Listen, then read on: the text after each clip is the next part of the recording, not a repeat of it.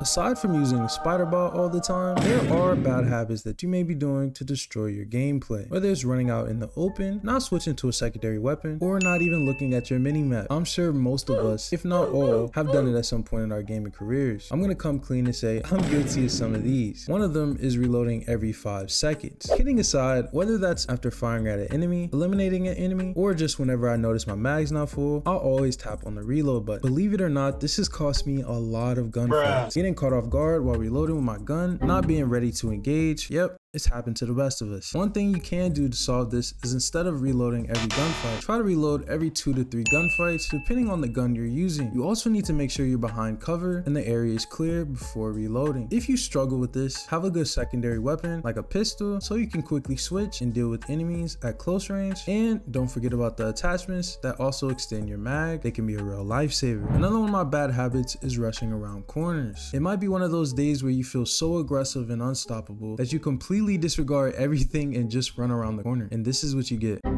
Not having so much fun, huh? One thing you can do to approach these corners is to move cautiously and use abilities like the shield to protect yourself. Another thing that I like to do is jiggle peek around corners, just showing a bit to peek and going back to cover, getting some information without revealing too much of yourself. You can also slice the pie and gradually peek a corner as you're walking and jiggle peeking, so you'll get more information without being blindsided by players hiding behind corners. M4A1, AK-47, ACR, and the list goes on. With how easy guns feel to use nowadays, I myself commit this bad habit more than a couple times. Just look at this horrendous clip.